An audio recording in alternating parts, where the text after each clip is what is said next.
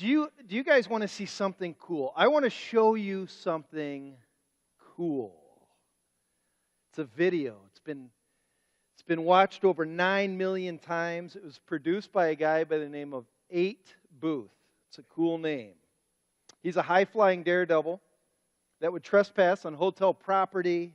He would go on $1 million real estate to jump off of cliffs into the Pacific Ocean. And he'd do these daring jumps wearing his signature handkerchief and then a Go camera. And then he'd put it on YouTube and he'd get millions of hits. Watch how cool this guy is. Watch this.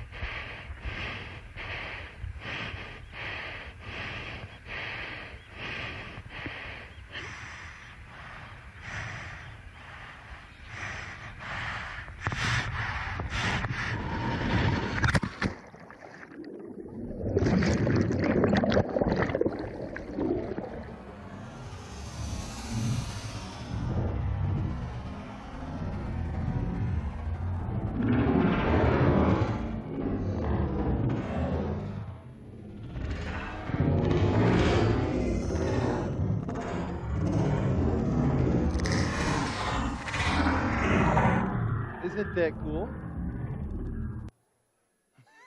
Joe, isn't that cool? See, Joe, I knew you'd like that. I show this video because I went to visit my sister this past summer in Laguna Beach, California, and he lives 2 houses down from them. And I was talking to my nephew, Mitch. Mitch went to school with him, and I was asking Mitch about him. And Mitch said his name's Anthony Armour. He's extremely rich, and he's bored with life, is what Mitch said. And because he's bored with life, he's always looking for the next big thrill. He was kicked out of school many times for truancy and drugs. And Mitch, when I asked Mitch about him, Mitch gives you that furrowed brow. And I said, isn't he cool? And he says, no. If you ask anybody at school that goes to school with him, he's really not cool. In an article titled, "This Is Why I Jump," Anthony wrote, "You can keep me off a rock saying that it's private property. What the H is that? The earth is ours, and I'm taking it back. I don't feel I'm giving anything to anyone but myself. I've gone unnoticed for so long, sacrificing life and limb. I could care less what people think of me. I'm a rebel force leader, not a pop fame freak. My family hates it. They don't speak of it. They see me on the news. Nobody really even talks to me." You can kind of, like when you read the article, there's a snark to him. Last year, he made another jump. He jumped off the Pacific Edge Hotel in Laguna Beach, jumping into their small outdoor pool.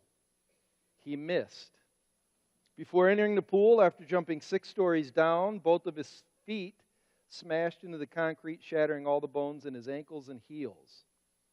He had to pull himself out of the pool by his arms because he couldn't walk. Here's a picture of him right here in a hospital.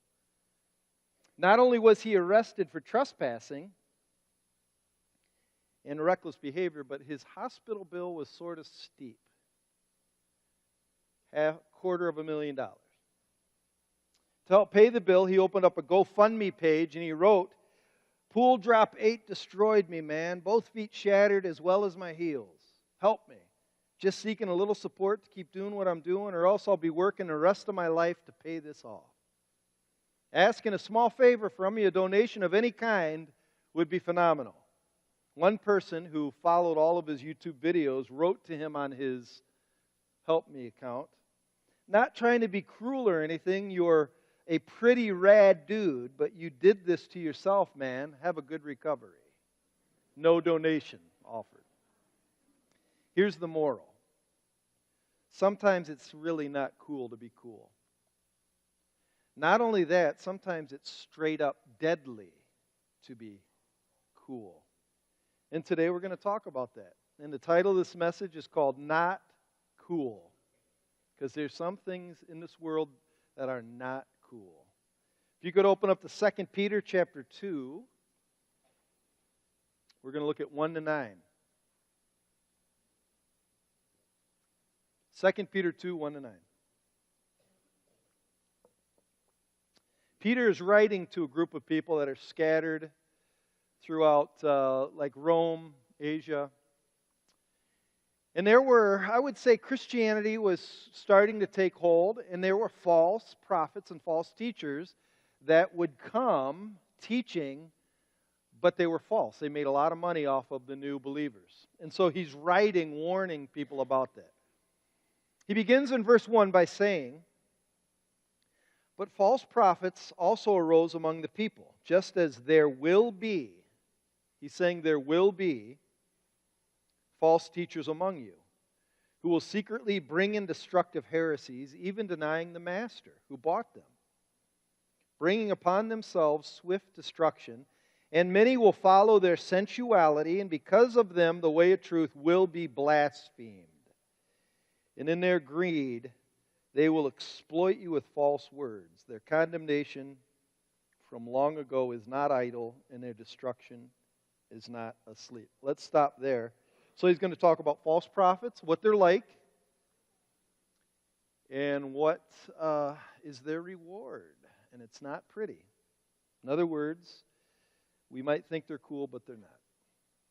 When it comes to religion and church life in America, there is what I would say cool new movement in our culture. I call it the cool new thing. It's been like this, I'd say, specifically for the last about 20 years. The cool thing is to be considered now a heretic. It's cool to be a heretic. People like to be known as cool when they experiment with new theology, new ideas, especially, daring the margins of what the church has always taught. The heretic is the man who snubs his or her nose at 2,000 years of orthodoxy and traditional belief. The heretic is the one who reimagines God of their own making. 10 years ago, I picked up this book in the Christian bookstore. It looked really cool. Here's the title of it, A Heretic's Guide to Eternity. Challenging the idea that being a heretic is no longer something to fear, it's now something to embrace. It's kind of cool to question doctrine.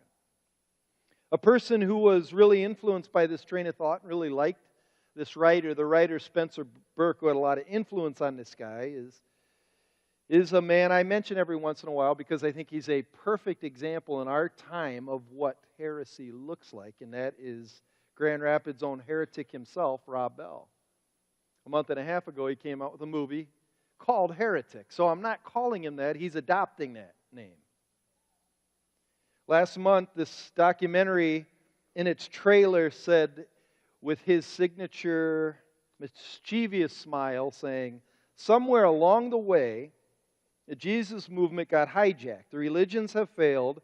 We are going through a revolution, so these great traditions, they have to be expanded and reimagined." The best expression, I think, of modern-day heresy is from this book. Listen to this quote. Spencer Burke writes, "Everyone should be a heretic. Question the status quo. Break your own rules. No religion owns heaven or God." That's the new spirit of the age, which is nobody can tell me what to do. And like 8 Booth, the earth is ours. I'm just taking it back. It does sound cool. I'll tell you, it really does sound cool. But Peter says when you look at heresy and really peel back, or I like to look at it like a piece of wood that's been on the ground for a while. If you ever see a piece of just plywood sitting there, if you ever pick it up, if it's been on grass for a while, there's all kind of caterpillars, centipedes, slugs. That's what heresy is. Underneath it is not cool at all. In truth, it is really dangerous to be a heretic, according to Peter. So let's talk about it. In the middle of verse 1, you'll see he talks about this word, secretly bring in destructive, and then that's where we get the word heresy from. Heresy comes from the Greek idea to choose, to choose. In other words, heresy involves a teaching that reflects the teacher's own personal choices, his own personal preferences. He teaches it not because it's true necessarily, but because he likes it. One commentator said this about the heretic: heresy is a deliberate self-chosen opinion. It's a mental act of rebellion. It is purposely not accepting what everyone else has accepted as truth. You want to be different. I like to say it's mental cliff jumping. It's the person who just wants to believe it because they can. All ideas are open, aren't they? So I can believe it if I want to. That's the heretic's opinion. And these days, this form of thinking is cool. It's really cool. Actually, wherever you read, specifically in theological circles, the boundaries are always being pushed, changed, and they're saying, let's turn it upside down and reimagine it. Instead of using the word cool, I think Peter would describe these people as arrogant.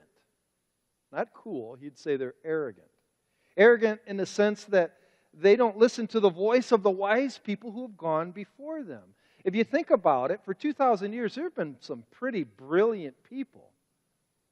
And theology is actually an invitation. Studying theology is an invitation to bring these people to like your table to learn from them. The heretic says, I'm smarter than they ever were. It's arrogance. I have a much more simpler definition. I would define the cool heretic as a person who's nothing more than a trendy idiot, is my definition. And by trendy, we live in a time when people just want to look cool. It's really odd. I was reading a book that said people don't necessarily get their heretical thinking or their wrong thinking because of reason or logic or argumentation. They think the way the group they want to be a part of thinks. That's really where heresy starts. I like those people. I like their look. And I'm going to think the way they think. Peter tells us how you can spot heresy. He's going to define it in three ways. I'm going to read verse 1 and I'm going to elaborate, pull out three things that really identify heretical thinking. He says, false prophets also arose among the people, just as there will be false teachers among you who will secretly bring in destructive heresies, even denying the master who bought them, bringing upon themselves swift destruction, and many will follow their sensuality. So three things. Number one, heresy is false. Its origin is false. It's false because it begins in the mind of man. Opinion. Heresy always begins there. False teachers are false because they start from a human jumping board. That's where they begin. And opinions that originate in a human realm will always be wrong. Listen to Jeremiah 17:9.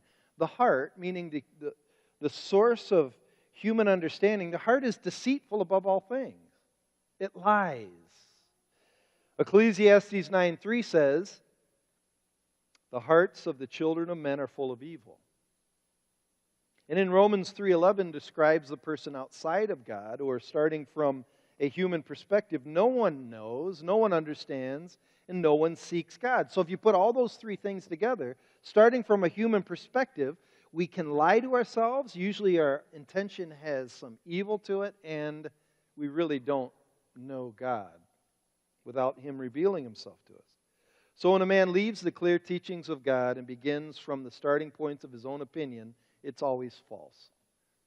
Second thing, heresy is shady. Look at the middle of verse 1. It says, who will secretly bring in destructive heresy. So it's shady. It's hiding something underneath. So behind the heretical teaching lurks an evil that is intent on destroying something. What does it want to destroy? The foundation of our faith. Look at the end of verse 1. Who will secretly bring in destructive heresies, even denying the master who bought them. Who's that? Jesus. And what does it mean who bought them? The cross. So heresy usually diminishes Christ, and gets rid of the cross.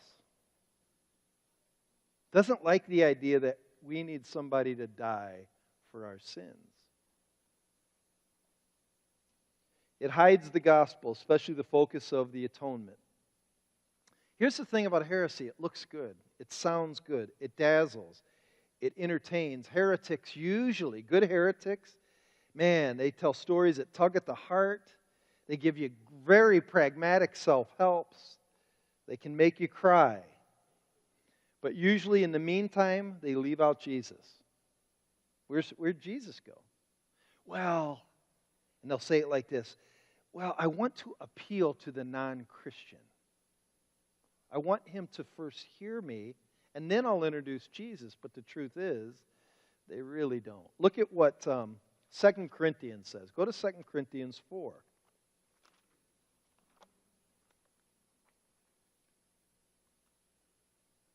2 Corinthians chapter 4.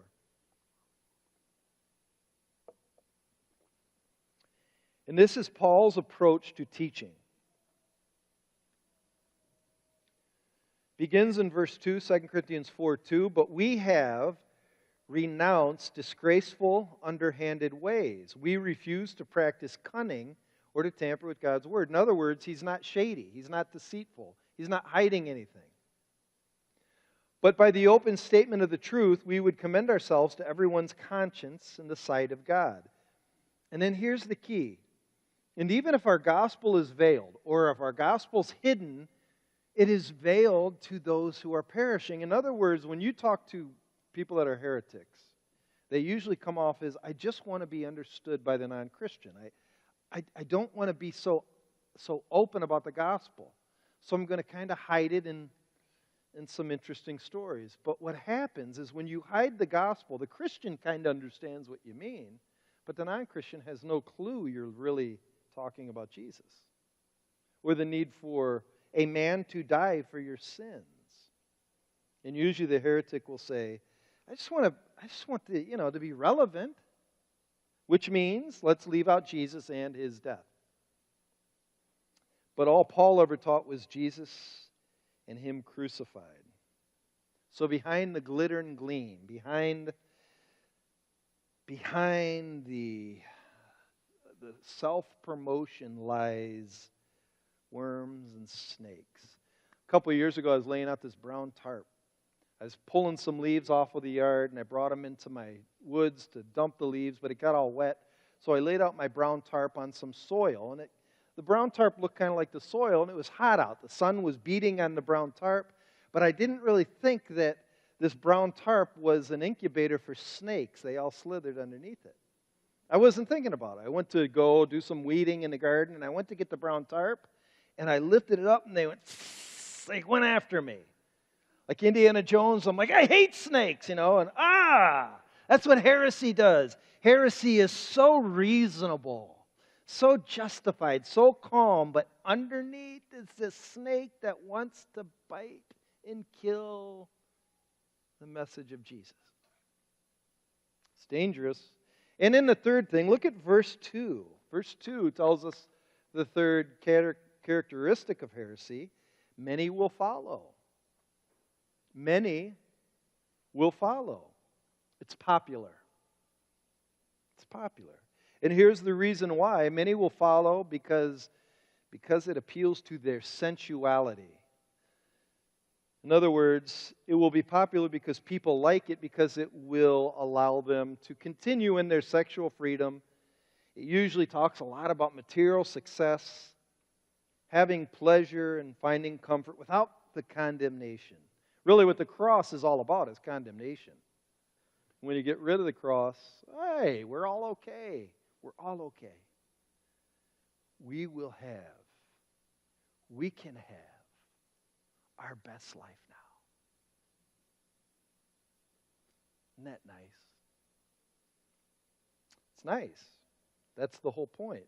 Heresy is designed to cater to our flesh. So when a slick guy or gal comes along preaching tolerance, sexual tolerance, hey, why can't we be gender fluid? It's okay. God loves everybody, doesn't he?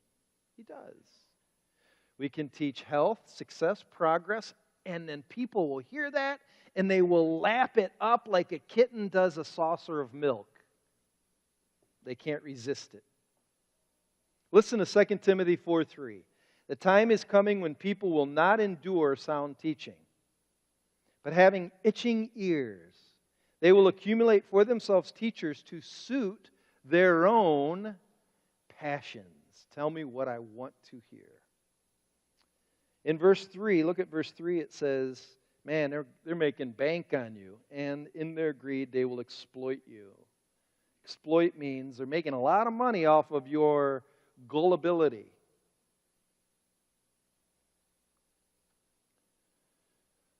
So, how does God respond? I think what's interesting to the heretic and people who follow heresy, if you ask them about God, in their heart, I think they think God is like an old man that's sort of blind and doesn't see and is kind of, you can fool him, you know. His hearing aid's off. He doesn't know what I do. But the truth of the matter is God isn't stupid. And God is not fooled by the falseness of the wolf in sheep's clothing. Did you know God knows every thought of your heart? Everyone. He knows, He sees everything. It says, the eyes of the Lord look upon the earth. If you want to read a scary psalm, read Psalm 11 one time. Psalm 11. I will just tell you, read it sometime if you want to read a scary psalm. So those who are heretics and those who follow the heretic must take heed to verse 3, the end of verse 3. Look at what it says. And in their greed, they will exploit you with false words, so they're making money off of you. And their condemnation from long ago is not idle, and their destruction is not asleep. Long ago means you'll see God has all pronounced judgment on them long ago, and it's been since really the fall of Adam, it's been coming down upon human beings ever since. It's stated strange, though. Their condemnation from long ago is not idle, and their destruction is not asleep. Why does he state it like that? Why does he phrase it, is not idle and is not asleep? Because from our vantage point, from human vantage point, we don't see condemnation at work. I think when we hear the word condemnation, we think it's instant judgment. So, when I do something that's against God's will and I'm not judged, God must let me off the hook. But Peter's saying, don't trust that. It's not asleep.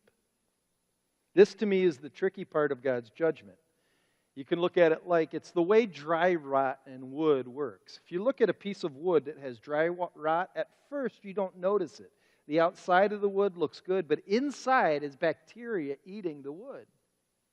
Then one day, all of a sudden, after it's been eating it a while, your toe just taps that wood and it smashes it in because it's dry, has no integrity, it's not strong. And all that wood is good for is taking a crowbar, ripping it off, and putting it in a wood pile to burn. Because it's worthless. And that's how God's judgment works on the soul of a person. Look at death. Let me give you an example. Death. Do you know death is... So Adam ate from the fruit. And God said, if you eat, you will die. And Adam ate, but he didn't instantly die. But death has started working on him. And did you know that same judgment is now working on you right now? Death is at work. You're like, oh, no, it isn't. I don't see it. We are all dying right now. We try to fight it. We try to ignore it. We try to hide it. We put on the death hider itself. We call that cosmetics. Cosmetics are meant to hide death. Wrinkles are a sign of death. You were really never intended to have wrinkles. Did you know that?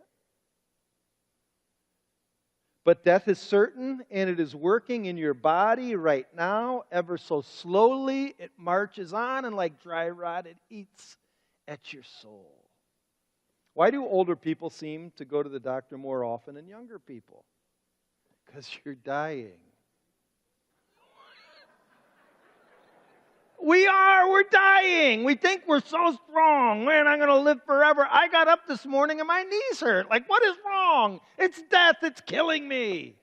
It's just taking a little bit slower. And then one day, A heart will stop. My mind will be, I'll forget. Might break my pelvis. That's just death's dry rot. It's dry rot. And that's what condemnation's all about. Condemnation from heresy works the same way. But there's also moral decay.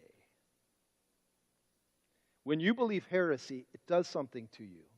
All of a sudden you start having willful sin. And willful sin causes addictions. And often addictions or rebellion causes divisions in family, anger, hatred, envy, and ultimately a denial, as it says in verse 1, of the one who bought you. Heresy always ends in rejecting Christ. Ruin is at work when you let heresy in. That's why it's so dangerous. It's God's condemnation. Well, many people think they're exempt. I can escape. And Peter's going to give 3 evidences how certain ruin is. He's going to give us a history of ruin. And it's going to start in verse 4 and go to verse 9. He's going to give us 3 examples, and he's going to begin each example with the conditional clause, if. It's a conditional clause, meaning. It means if he did this in the past, why should we think he is done doing it in the present? If he did this in the past, why should we think he is done doing it in the present? One commentator says, Peter assumes and establishes, he's going to establish for us, that neither rank, what position you're in. A lot of the false teachers were men of position. They'd be paid well. They were respected. Neither rank nor strength, how strong you are, nor numbers will shield you from God's vengeance if you're rebelling. So let me give you 3 evidences from history that ruin is certain. Evidence number 1, verse 4. It's an evidence against rank. For if God did not spare angels when they sinned, but cast them into hell and committed them to chains of gloomy darkness to be kept until judgment. What is he talking about? He's saying there are some angels that sinned. And then these angels that sinned were cast into hell. The Greek word is Tartarus, or we often say Sheol, or the bad side of Abraham's bosom, the holding tank underneath somewhere. So angels who sinned are in hell and they're in chains, waiting till judgment. So some of the angels who sinned have been put in chains, waiting for the end when they're going to be judged and thrown into the lake of fire.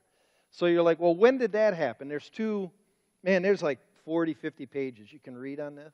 But I think there's 2 plausible explanations. The first one is pre-Edemic or Eden, before Eden.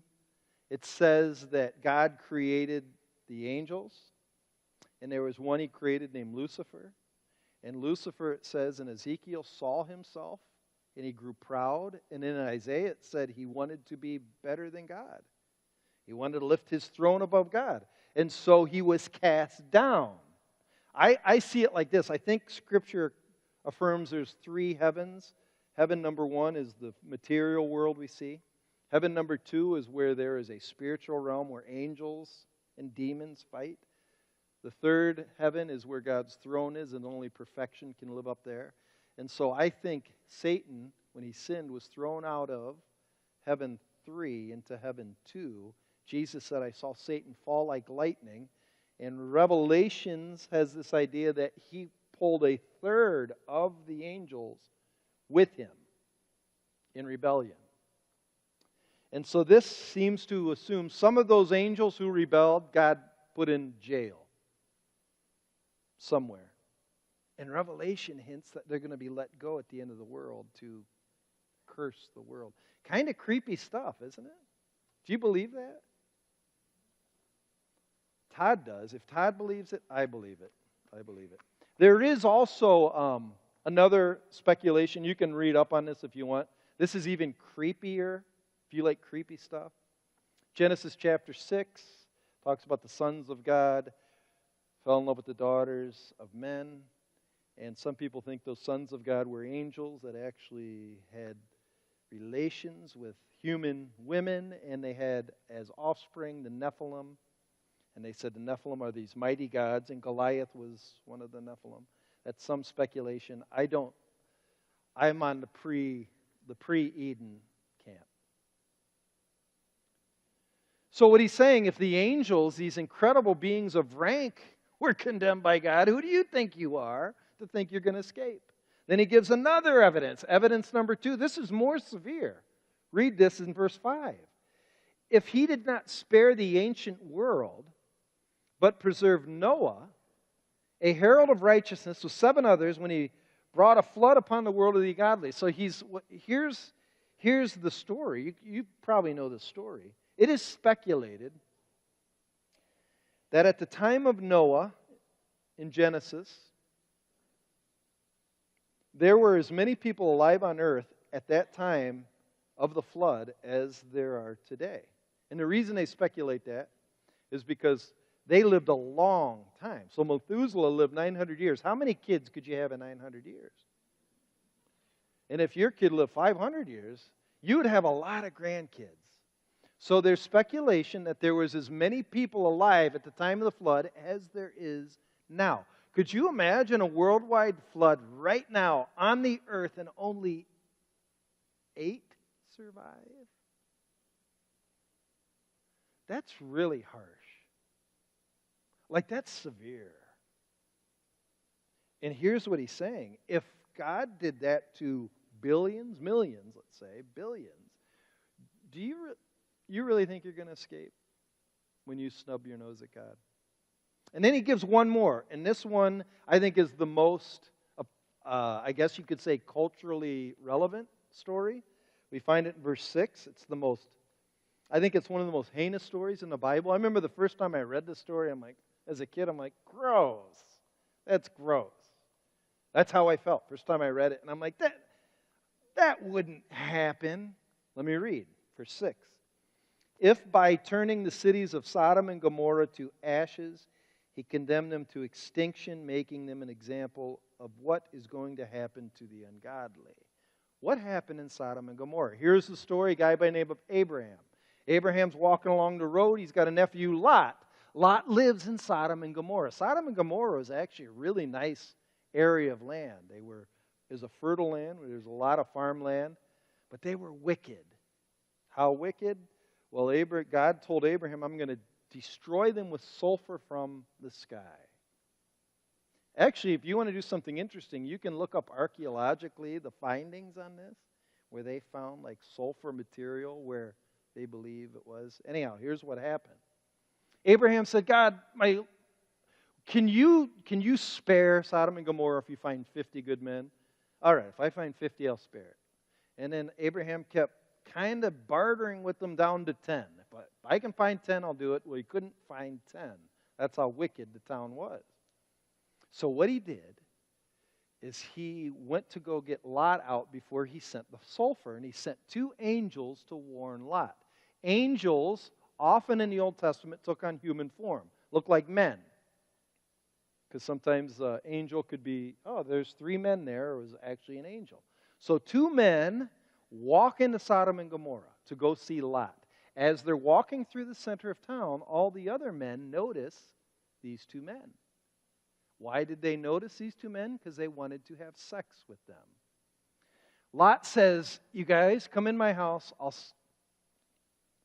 You don't want to go. You don't want to be in the center of town tonight. Well, why not? You just don't. You don't want to be. You want to go to the parade in San Francisco today. You don't want to. That's sort of what they're saying.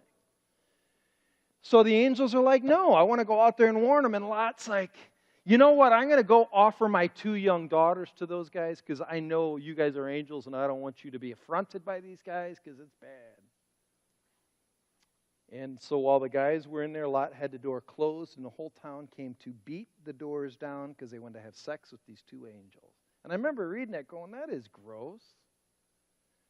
Life's not like that. Really? Well, the angels basically blinded the whole town, got Lot, his kids out of there and his wife before the sulfur came down. As they ran out of town, the angel said, don't look back, because they didn't want them wanting that life anymore. Be done with that. Life's wife looked back, and she was turned into, Jack, a pillar of salt. So you could say, if God did that, why wouldn't he judge America? Well, there's some questions, because 7 and 8 talk about Lot, his nephew, because Lot lived with these people. And it says in verse 7, if he rescued righteous Lot, greatly distressed by the sensual conduct of the wicked. What's interesting, if you read the story of Sodom and Gomorrah, you know what our culture says? You know why God judged Sodom and Gomorrah? Because they had a lack of hospitality to those two poor angels. No, it was sexual debauchery, and this proves it, verse 7. And he rescued righteous Lot, greatly distressed by the sensual conduct of the wicked, verse 8. For as that righteous man lived among them day after day, he was tormenting his righteous soul over their lawless deeds that he saw and heard. People say, Lot's a complicated man. Why did he live with those people? I would say this, they definitely did not like Lot. I would say Lot was not cool. He didn't join in with them. They wouldn't consider him cool. One writer says, Genesis leaves the impression that Lot was a rather weak individual, hardly impressive as an example of faith, but despite his shortcomings, he refused to condone or sympathize with the corruption around him, and he fled by faith. So in other words, the reason why he can be called a righteous man is because God said, I promise I'm going to judge them, flee. He believed God's promise, and he fled. Righteous people are those who believe the promises of God, and even the promises of condemnation. Another writer wrote this based on, look at verse 8. For as that righteous man lived among them day after day, he was tormenting his righteous soul. So when he saw their wickedness, it broke him, like he couldn't stand it. And one writer says, Lot had not allowed his conscience to become so dulled that he was no longer pained by what he witnessed. Our great security against sin and heresy lies in being shocked by it. That's an amazing statement. There's a verse in Jeremiah that says, the way you can tell a society is being degraded is they no longer have shame. At least Lot had shame. He's tormented. And then verse 9 ends by saying, then the Lord knows how to rescue the godly from trials and to keep the unrighteous under punishment. So in other words, when God says something's going to happen, it will. When he says he will judge heresy, he will. I started off this message by saying that the cool thing in Christian circles these days is to be a heretic. It's cool. Someone who questions the status quo, breaks the rules, and is imaginative on truth. I can bend it any way I want. We also learned today that heresy is rooted in human opinion. It sounds appealing. It is attractive. It's popular, but it's shady, because its goal underneath it all is to diminish and get rid of Jesus and his cross, because it's the only thing that saves you. Because of that, God says he will and is right now judging heresy. So Peter's warning us to stop it. I'm going to introduce you in the end here to one more person. I have met this person personally, and I like him. I think he's a very sincere man.